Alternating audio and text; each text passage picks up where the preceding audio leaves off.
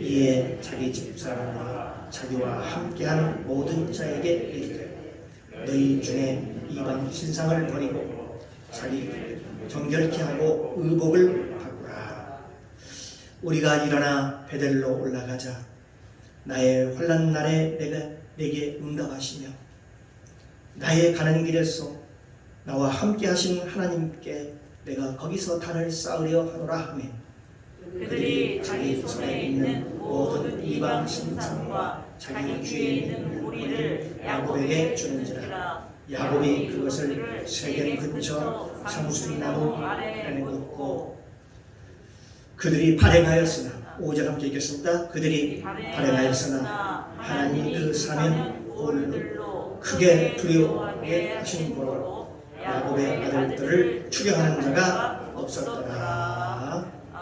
아멘. 아버지 하나님, 은혜와 사랑을 감사합니다. 한 주간도 하나님의 은혜 가운데 지켜주시니 감사합니다.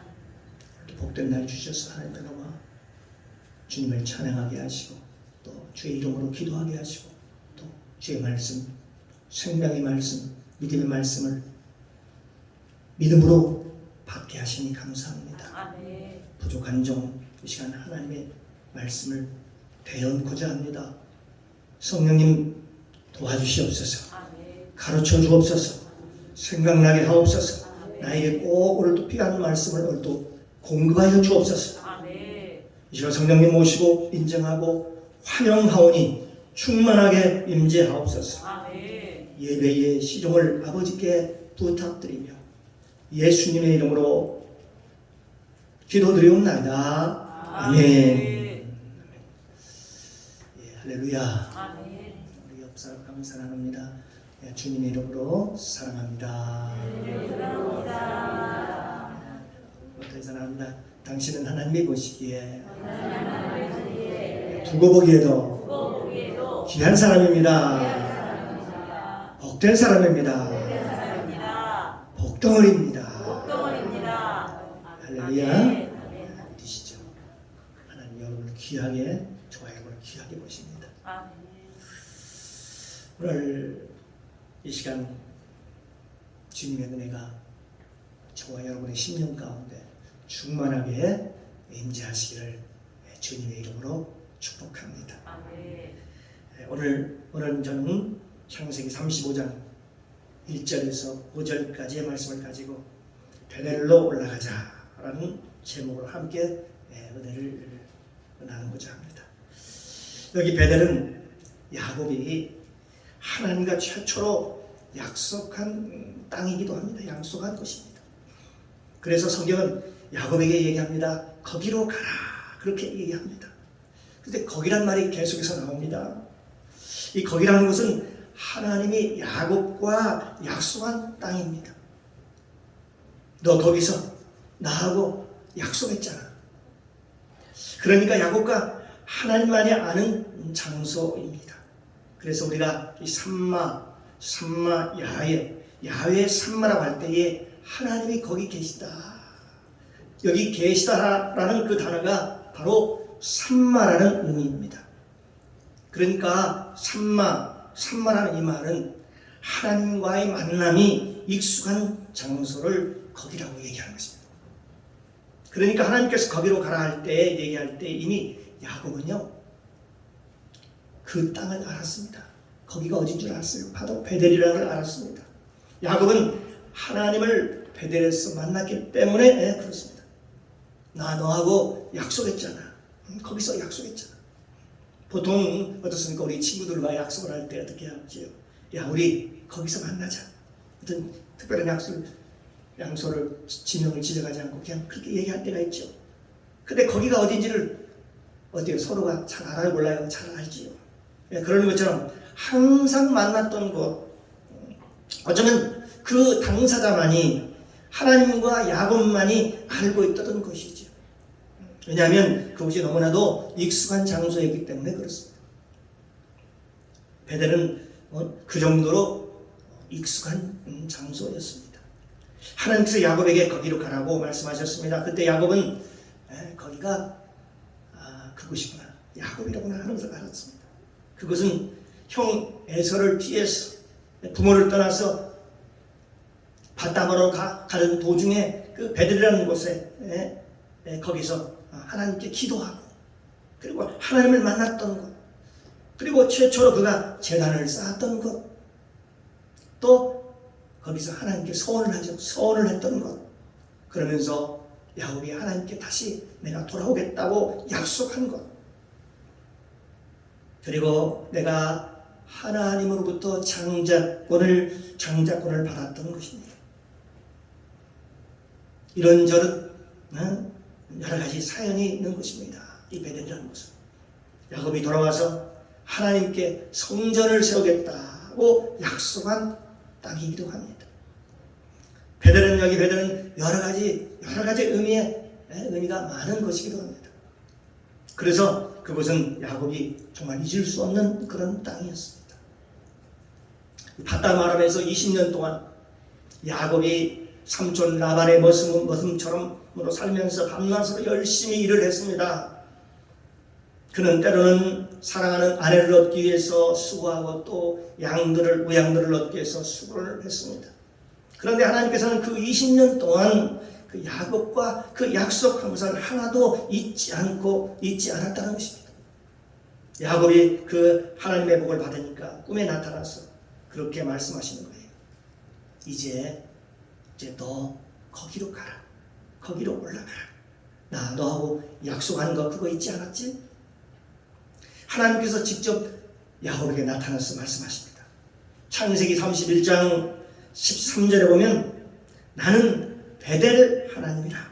내가 거기서 기둥에 기름을 붓고 거기서 내게 소원하였으니 지금 일어나 이곳을 떠나서 내 출생지로 돌아가라. 그렇게 말씀하십니다. 여기서 나는 베델의 하나님이라. 내가 거기서 기둥에 기름을 붓고 거기서 한 말이 두 번이나 겹쳐서 계속해서 연이어 나옵니다. 그러면서 말씀하시기를 그것은 내 출생지라. 그래요. 베델은요 야곱의 출생지였습니다. 내가 인정한 곳이잖아. 저 베델은 내가 장자로 새롭게 태어난 곳이잖아. 너는 일어나서 이제 다시 그 출생한 그곳으로 올라가라는 것입니다. 하나님께서는 20년 동안 야곱과 또 약속한 그 내용을 잊지 않았습니다. 우리가 하나님께 서원할 때 하나님은 그 서원을 잊지 않으셔요. 그래서 이 서원이라는 거야. 하나님 앞에 약속합니다. 서원을 함부로 하는 게 아니라라고 성경은 우리에게 가르쳐주고 있습니다.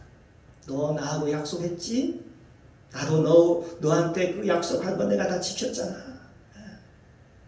내가 꿈에 나타나서 다시 네가 온다고 하길래 내가 너한테 20년 동안 삼촌 라반의 집에서 내가 너에게 복을 줬잖아. 내가 너를 안전하게 너를 보호해줬잖아. 내가 너를 삼촌 라반으로부터 너를 지켜줬잖아. 또한 내가 곰이 올 때도 내가 너를 보호하고 내가 너를 지켜줬잖아. 너는 그것을 다 우연이라고 할지는 모르지만 그건 우연이 아니란다. 나는 너에게 약속을 지켰다. 나는 너에게 20년 동안 한 번도 너를 떠나지 않고 내가 약속을 지켰어. 그러니까 너도 이제는 네 마음을 변치 말고 나에게 그 약속을 지키려노라. 그렇게 얘기한 겁니다. 그러면서 하나님께서는 야곱에게 나타나셔서 말씀하십니다. 네가 20년 전에 나한테 베델에서 약속한 것을 내가 기억하고 있단다. 그러므로 네가 하나님의 약속한 복을 주면 반드시 네가 돌아와서 네가 하나님의 집을 지켰다라고 나에게 약속하고 얘기했잖아. 그렇게 말씀하시는 것이죠. 그러면서 그는요 이제 야곱은 베델로 향해서 갑니다.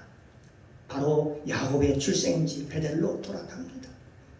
그런데 야곱의 출생지 하나님의 집으로 돌아가는 길이 어때요? 만만치가 않습니다. 그 길을 가는데 장애물 라반이 있고요. 또 장애물 또 형 에서가 또 있습니다.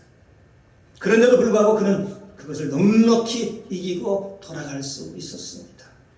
우리가 어려움과 시련이 올 때면 도리어 우리의 신앙을 잘 지킬 수가 있는 것입니다. 그런데 사람이 어려움이 사라지고 삶이 평안이 올 때 하나님은 그때를 더 조심하라, 그렇게 얘기를 합니다. 삼촌 라반의 집에서 20년 동안 어렵게 종살이 하는데도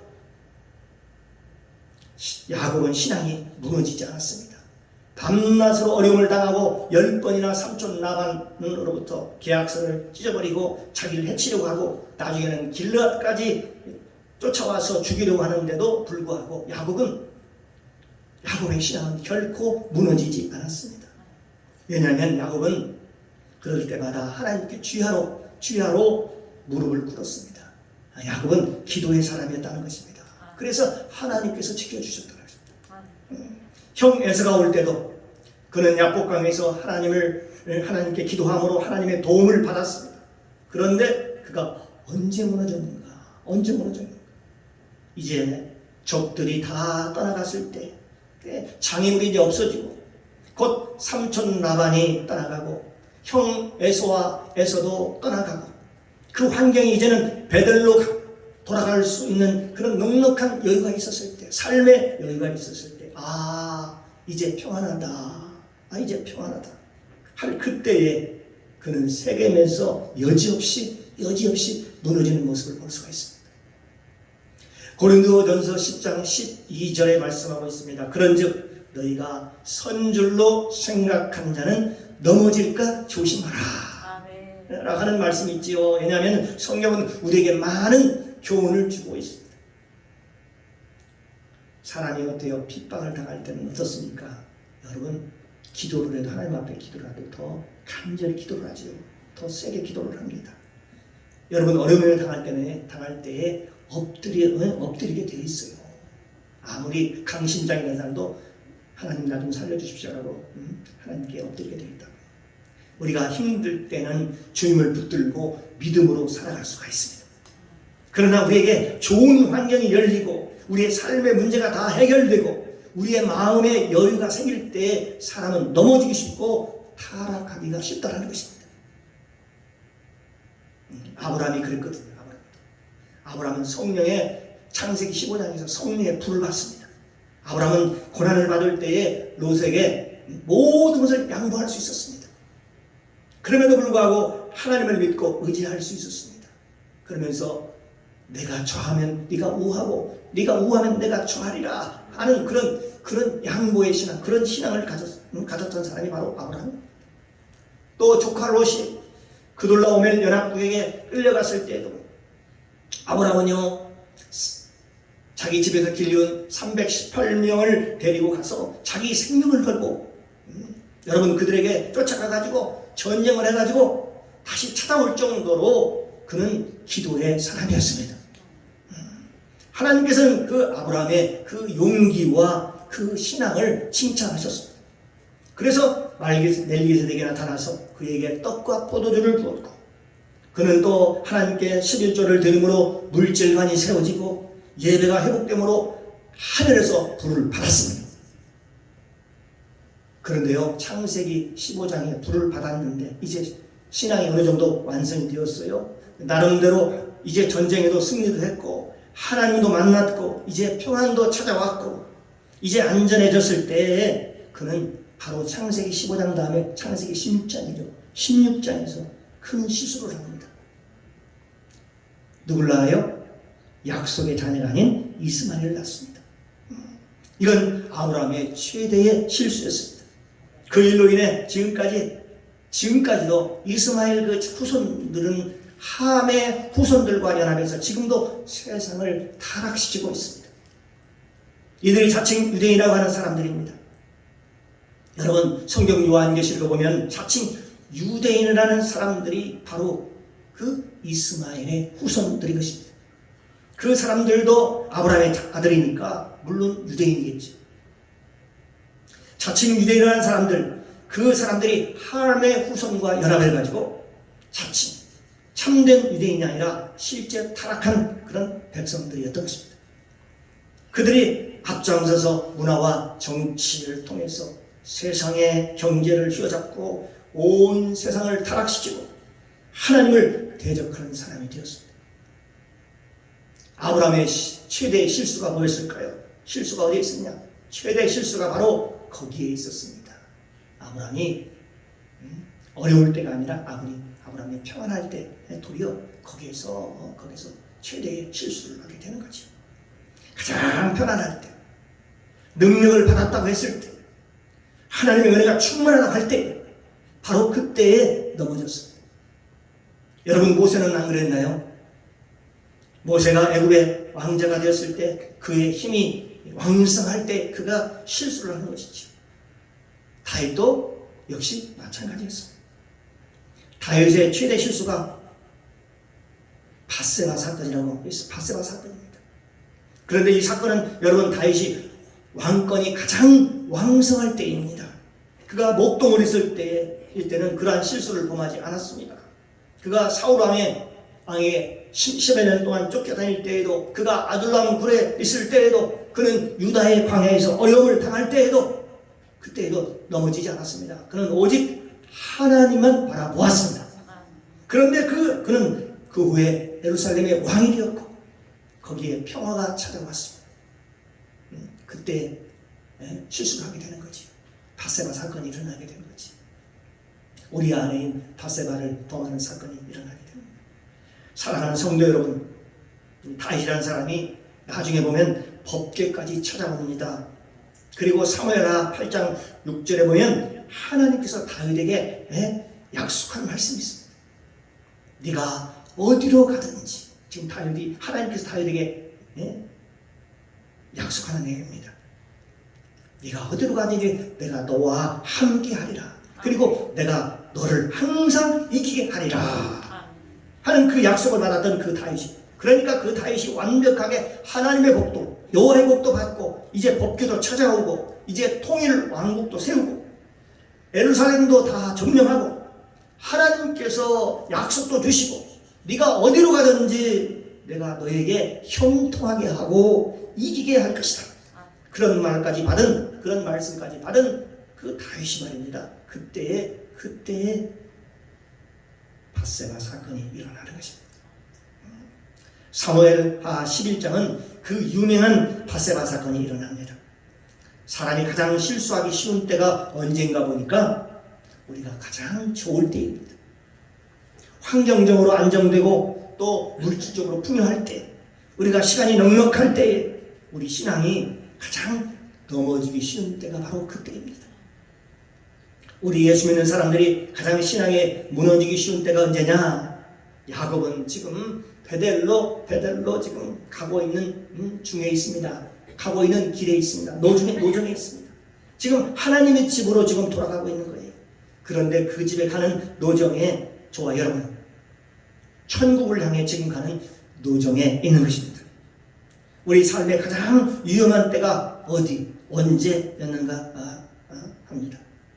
언제였느냐 하는 것이죠. 이제 형 에서도 떠났습니다. 장애물도 없어졌습니다.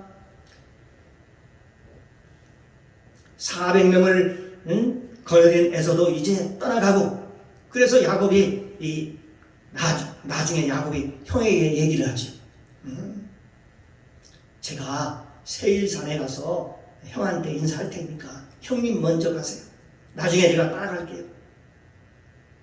지금 저희가 형의 군대를 따라가다 보면 기진해서 제가 죽을 것 같습니다. 그러니 저희들이 천천히 뒤에 따라가겠습니다. 우리는요, 애들도 있고요, 어린 송아지도 있고, 형은 지금 말 타고 왔잖아요. 그러니까 우리가 그 말을 따라가다 보면 기진해서 우리가 죽을 것 같으니까 나중에 가서 인사를 드릴 테니까 형님 먼저 가십시오. 그러면서 형을 먼저 보냅니다. 그리고 야곱이 그 뒤를 따라가죠. 그런데 거기를 뒤따라가다가 세겜에 오니까 세겜이 너무 좋은 거예요. 세겜이. 그러나 그 땅은 야곱이 거기에 머무를 땅이 아니었습니다. 왜냐하면 세겜은 약속의 땅이 아니었습니다. 야곱이 아마 그랬겠지요. 형 에세에게 선물로 준다고 하고 빼앗겼던 그 짐승들, 어쩌면 약 한 600마리의 그 짐승의 숫자로서는 양이 줄어들어가지고 양이 안 찾겠지요. 그래서 거기서 좀 채워가지고 가자. 형한테 뺏긴 것도 있고 준 것도 있고 속도 아니고 마음이 허전하기도 하다. 내가 그 많던 그 재산 반절을 내가 뚝 띄어가지고 내가 에서에게 다 빼앗겼으니 여기 보니까 여기 초지도 높고 세겜을 보니까요 초지도 높고 그러니까 여기서 몇 년 더 있으면 다시 복구가 되겠다. 이런 생각을 했었겠죠. 성경에 나와 있지 않으면 구체적으로 나와 있지는 않지만 우리가 한번 유추해 보면 그렇다는 것입니다. 그래서 그는 거기서요 아예 눌러 살려고 세겜 땅을 삽니다. 지금 야곱은 지금 나그네의 삶이죠 지금. 근데 그 땅값을 주고 땅을 사서 그 이름을 뭐라고 했냐면 그 이름을 지은 걸 보면 깜짝 놀라지 않을 수가 없습니다. 그 땅 이름을 엘로헤 이스라엘이라는 이름을 짓습니다. 방금 조금 전에요 야복강강에서 그 이름을 받았던 이스라엘이라는 이름이죠. 야곱을 이제는 너는 이스라엘이라 하라 하고 이름을 하나님께서 지어주셨는데 그 이름을 지금 이방 땅에 세겜 땅에다가 엘로헤 이스라엘이라는 이름을 짓습니다. 사랑하는 성도 여러분, 야곱은 그 세겜에서 땅을 샀습니다. 나그네는 보통 땅을 사지 않지요. 그곳에 정착을 하지 않기 때문에 그렇지. 그런데 그 땅을 사서 엘로헤 이스라엘, 그 이스라엘이라는 이름을 붙이는 거예요. 다시 말하면 야복강에서 하나님의 이름을 준 이름을 거기에다 붙이는 거예요. 이건요 말이 안 되는 거지요. 처음으로 여기에 이방 땅에 처음으로 이스라엘이라는 이름을 사용하게 되는 거죠. 한마디로 야곱은요 크게 실수를 하게 되는 것입니다. 여러분, 야곱이 세겜 땅에다가 땅을 사놓고 엘로헤 이스라엘이라는 이름을 붙인 것이다. 우리 비유적으로 한번 생각해 보면 어떤 사람이 술집을 하면서 룸사롱을 하면서 여호와는 나의 목자시니 내가 부족함이 없다라고 하는 것이나 뭐가 다를 게 있냐는 것이죠. 그렇다고 복을 주느냐고요. 또 그렇게 복을 받은들 그게 복이 되겠냐는 것입니다. 하나님은 그렇게 복을 주지 않습니다. 우리 하나님은 우리가 거룩한 복을 받기를 원하시는 거예요. 우리가 하나님께 드려도 거룩한 돈을 하나님께서 원하시는 예물을 받으시기를 하나님이 원하십니다. 하나님은요 만월의 여김을 받지 아니하십니다. 하나님은 속지 아니하십니다. 하나님을 우습게 알면 어떻게 돼요? 우습게 여기면 아니 되겠죠. 저와 여러분의 자녀가 예를 들어 한번 생각해보세요. 여러분 자녀가 어디서 돈을 훔쳐가지고 훔쳐온 돈을 여러분에게 한번 준다고 한번 생각해보시죠. 여러분 그 돈 받겠습니까? 하나님은 그런 돈을 받지 않으십니다. 세상의 부모도 그런데 하물며 만왕의 왕이 되시며 만주의 대가 되신 여호와 하나님이 그 얼마나 거룩하신 분이신데 그걸 함부로 받겠습니까? 거기서 재산을 좀 늘려보려고 세겜 땅에 가니까 그것이 너무나 좋은 거예요. 거기는 물도 있고 초지도 높고 농사짓기에도 참 좋은 땅이고 목축하기는 더욱더 좋은 그런 땅이었다는 것이죠. 바로 안성맞춤이었던 그런 땅이었다. 야곱이 볼 때는 그렇게 봤겠지. 여기 보니까 역시 야곱이 머물만 했구나 생각을 했겠지. 거기서 머물며 그 세겜에서 머물며 우양을 늘리려다가 조금 재산을 좀 즉시하려다가 어떤 일이 벌어져요? 거기서 에돔 야곱의 딸 디나가 강간을 당하게 되죠. 세겜 땅에 세겜이라는 사람이 살았습니다. 그런데 그 아버지가 하몰이었죠. 그는 족장이었고 세겜이 아들이었는데 야곱의 딸 디나가 오랜만에 바깥 출입을 했습니다. 세겜에 있는 여자들이 어떻게 사나 어떻게 하나 보려고 구경하러 왔다가 그 족장 아들에게 눈에 띄어가지고 결국은 어떻게 돼요? 거기서 강간을 당하게 되죠. 그런데요 그 후로 그들이 와가지고 얘기를 하는 거예요. 세겜과 그의 아버지 하몰이 와가지고 우리 아들하고 결혼시켜달라고 저러고 때를 씁니다. 그때 야곱의 아들 중에 둘째, 셋째 시몬과 레위가 그럽니다. 우리는 이스라엘 백성이 할례를 받지 않는 백성들과는 절대 혼인할 수가 없다. 정 그러고 싶다면 너희 모든 세겜 사람들이 다 할례를 받아라. 그러면 내 동생을 내가 너희에게 줄 수 있다라고 제안을 합니다. 근데 그 제안을 받아들입니다. 그래서 그래 우리가 할례를 받을 수 있다. 그래서 그들이 다 할례를 받습니다. 그런데요 놀라운 일이 일어납니다. 불미스러운 일이 일어납니다. 할례를 받은 3일 후에 3일 만에 그들이 가장 통증을 많이 느낄 때에 그들이 레위와 시몬이 종들을 데리고 가가지고 그들을 다 몽땅 다 죽여버립니다. 그리고 그들의 모든 재산들을 다 빼앗습니다. 근데 그 사실을 나중에 야곱이 합니다. 알고서 그 사실을 알고서 야곱이 크게 두려워하지요. 왜냐하면 그 주변에 있는 사람들이 그 소문을 알면 어떻게 될까 두려웠던 것이죠. 그러니까 야곱은 세겜 땅에서 재산을 좀 증식해 보려다가 결국은 딸 디나가 강간을 당하게 되고 또 두 아들은요 살인자가 되고 거기서 결국은 야곱은요 야반 도주하는 신세가 됩니다. 반에 보침을 싸서 모든 것을 잊어버리고 상처만 남은 채 거기서 야반 도주하게 되는 거죠. 그런데 그들이 지은 죄가 뭐냐? 그러니까 여호와의 이름으로 죄를 지은 거예요. 가장 큰 죄는 여호와의 이름을 가지고 남을 속였다는 것입니다. 사랑하는 성도 여러분, 우리가 예수 믿는 사람들이 자칫 잘못하면 뭐 기도원에 간다고 딴 데가 어디에 여호와의 이름을 갖다 대고 거짓말하고 여호와의 이름으로 핑계를 대며 우리가 그렇게 죄를 짓는 것을 하나님이 굉장히 싫어합니다. 이 사건이 바로 그런 사건입니다. 할례를 가지고 거짓말을 하고 그들을 약점을 이용해서 그들을 모두를 죽여버린 것이죠. 여호와의 이름을 가지고 남을 속인 거지요. 그게 그들의 최대의 실수였습니다. 나중에 어떻게 됩니까? 그 시몬과 레위 지파가 나중에 보면 야곱이 임종할 그 무렵쯤에 나중에 자녀들을 12아들을 축복하는 그 속에서 그들이 야곱의 저주를 받는 그런 모습을 볼 수가 있습니다.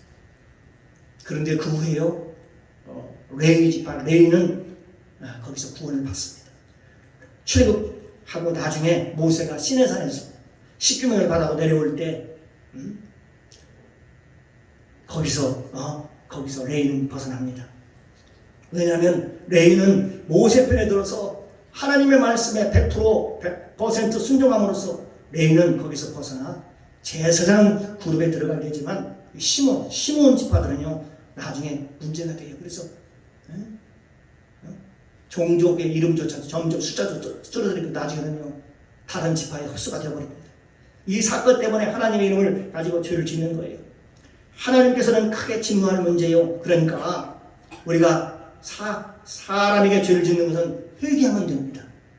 하지만 예수 믿는 사람들이 주님의 이름으로 죄를 짓는 것 그런 걸 하지 말라는 거죠. 야곱은 나중에 하나님을 만나고 크게 회개합니다. 하나님께서 다시 나타나서 말씀하시죠. 창세기 35장 1절에 보니까 이렇게 말합니다. 하나님이 야곱에게 일어나 베델로 올라가서 거기 거하며 내 형 에서의 낯을 피하여 도망하던 때에 내게 나타났던 하나님께 거기서 단을 쌓으라 이렇게 얘기를 합니다. 하나님이 다시 야곱에게 이르시되 너 빨리 베델로 올라가라. 너 지금 거기 세겜에서 지금 너 뭐하고 있느냐? 너 딴짓하고 있느냐? 이렇게 얘기를 합니다. 너 지금 천국을 향해서 가고 있는데 천국의 노정 속에서 왜 지금 딴짓을 하고 있니? 내가 거기로 가라고 했잖아. 네 눈에 보기에 재산이 증식될 것 같으냐? 거기서 네가 네 머리를 한번 써보니까 어떻더냐? 거기가 좋은 것 같아? 그렇습니다. 인간의 머리로 나오는 것은 다 죄악뿐입니다. 죄뿐입니다. 왜 그러냐? 생각이나 계획하는 것이 항상 악할 뿐임이라고 말씀하고 있습니다. 인간의 머리에서 나오는 것은 다 죄악뿐이라고 말하고 있습니다. 사랑하는 성도 여러분, 우리의 삶이 성령을 좇아 사는 성도의 삶, 얼마나 아름답고 축복된 삶이라고 성경은 우리에게 말씀하고 있는 것입니다. 그래서 야곱은 여기서 결단을 하게 되죠. 그리고 선포를 합니다. 그러면서 말합니다. 이방신을 다 잊어버려라. 그러면서 거기서 아마 저 라헬이 말입니다. 아버지 라반으로부터 훔친 그 비라빔도 그때 버렸을 겁니다. 라헬이 훔쳐갔던 그 드라빔, 이방신을 다 내놓으라는 것입니다. 성령이 교회에게 하는 말씀을 들으라고 요한계시록에 말씀하고 있는데, 왜 너는 그 귀걸이가 찰랑찰랑거리며 다니느냐라고 얘기합니다. 이제 너희가 이 세상의 옷을 새롭게 바꿔 입고 청결하게 하고 그 다음에 이방신을 다 버리고 귀걸이를 다 빼서 내게로 가져오라. 그러니까 보니까 라헬도 가져오고 레아도 가져오고 그 종들도 다 가져오고 다 세상 옷을 다 벗어버리고, 그리고 거기 상수나무 밑에 그걸 몽땅 다 묻고, 그리고 거기서 베델로 출발하는 거예요. 다시 말하면 여기 베델은 그냥 갈 수 있는 곳이 아니에요. 베델은 하나님의 집이거든요. 상수리 나무라고 하는 것은 우리가 비유적으로 말하면 십자가 밑에 묻고 우리가 출발해야 하는 곳이라 할 수 있습니다. 한마디로 우리의 육신의 정욕과 안목의 정욕과 이생의 자랑을 여러분 십자가의 밑에 묻고, 그래야 우리가 그리스도를 따를 수 있다는 얘기입니다. 만약 그렇지 않으면 우리는 그리스도를 따를 수가 없습니다. 그래서 사도 바울은 갈라디아서에서 너희 정과 욕심을 십자가에 못 받고 나를 따르라, 그렇게 말씀하는 거죠. 사랑하는 성도 여러분, 우리가 다 예수 안에서 베델로 출발하기를 바랍니다. 우리가 베델로 출발하기 위해서는 이제 옷을 갈아입고 옷도 청결하게 하고 우리의 삶을 새롭게 할 뿐만 아니라 우리가 섬겼던 무상들, 귀를 찰랑찰랑하게 하고 세상의 소리를 들리는 그 귀걸이, 이것들을 다 십자가에 묻어버리고 믿음으로 살겠다고 결단하며 믿음으로 나아가시기를 바랍니다. 여러분, 우리 모두가 예수 안에서 성령의 음성을 듣고 따라가면 영혼이 잘 된 것 같이 범사가 잘 되고 강건한 삶이 반드시 이루어질 줄로 믿습니다. 저와 여러분 예수 안에서 승리하시길 바랍니다. 예수는 만왕의 왕이시오, 만주가 주가 되시고 하늘과 땅과 세계를 지으신 주관자이십니다. 그분이 높이면 낮출 자가 없고 그분이 낮추면 높일 자가 없는 것입니다. 그분과 함께 동행하면 하나님께서 저와 여러분을 존귀하게 복되게 세워주실 줄로 믿습니다. 기도하겠습니다.